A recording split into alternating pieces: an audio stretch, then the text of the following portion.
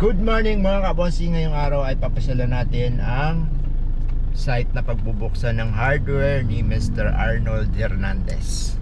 So, ito yung part 2 ng AD Hernandez hardware series. So samahan niyo ako guys, pupunta tayo para dito sa store namin, puntang Cabuyao, Laguna.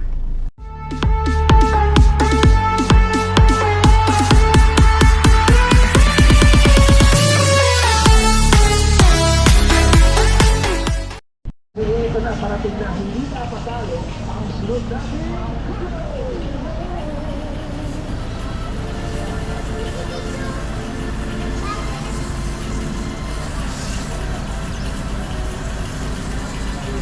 After 1 hour namin biyahe ay narating din namin itong pwesto ni Sir Arnold at may pangalan na nga pala ang store niya.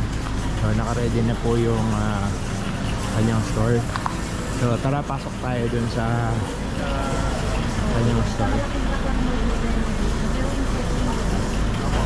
Ayan si Sir Arnold pala. Sir! Hello po. Ayan si Sir Arnold. Poging-pogi, diba?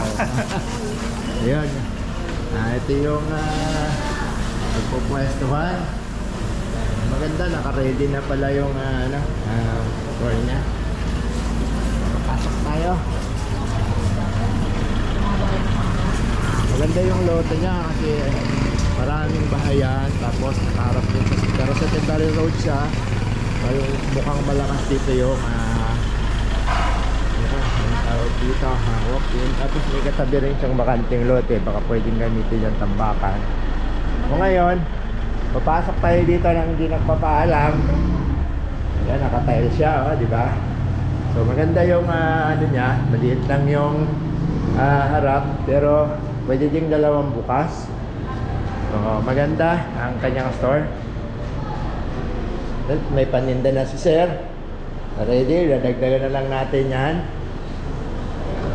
So ngayon pala mga kabossing, meron kaming dinalang stock dito na stock na paninda niya doon sa hinanda natin. Nakapaghanda na kasi tayo. At ang opening pala nito ay worth 300,000. So 300,000 i-avail ni Sir Arnold sa atin. Ito nga po, at magbababa na tayo ng dala-dala natin paninda. So nagdala po tayo ng paninda para mabawasan po yung papacheck natin sa Sunday at para mabawasan na rin po yung stock. Napakarami po kasi ng stock na to. Kung tatanungin nyo po ay nasa 30 invoices po ang naresibo namin. So ang dala namin po ngayon ay 5 invoice lang. Pinagkasya po namin sa sasakyan namin at nagkakahalaga po ito ng 50 to 70k. Ayan, ang avail po ni Sir Arnold ay 300k pero lalagpas pa po yata. Ayan, habang nagbababa po tayo ay tinulungan po tayo dyan ni Sir Arnold at kasama rin po namin ang pinsa naming si Shomboy. Ayan. At sasama daw po siya at tutulong siya dito sa pagbaba ng mga stock, magpapacheck ng mga stocks. Diba?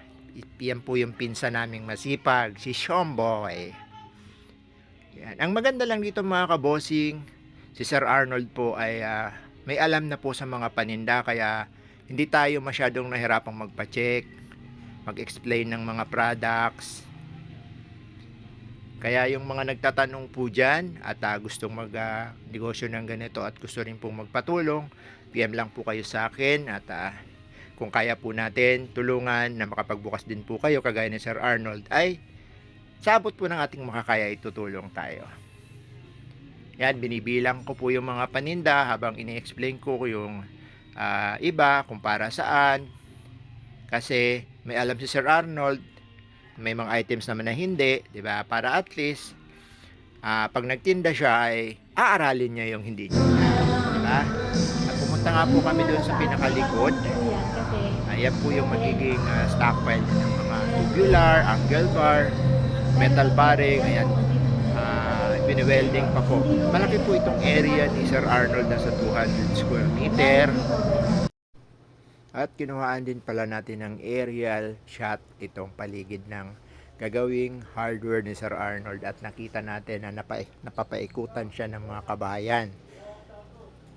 Ayan, kung makikita nyo, yung kalsada na yan napakahaba, kabilaan, puro bahayan. Ibig sabihin po, malakas dito ang walk-in. Maglalakad na lang, hindi na magta-travel yung bibili. So lamang po kayo doon kasi kung mamamasahe pa kayo, lalabas pa kayo doon sa kabayanan, dito na lang kayo bibili syempre, 'di ba? Yan po kung nakikita nyo yung aerial video natin. At ang maganda pala dito mga kabosing is sarili pa ni Sir Arnold yung pwesto. So lamang ka kasi walang renta, di ba? Maulan man, mainit man, may benta man o wala, dahil sarili mo yung pwesto, hindi ka mag-aalala. So yun mga kabosing, hanggang dito muna. Meron pang another video tong part 2 kasi marami pa po tayong papacheck. Maraming salamat po. Don't forget to share, follow, and like. And God bless po sa lahat.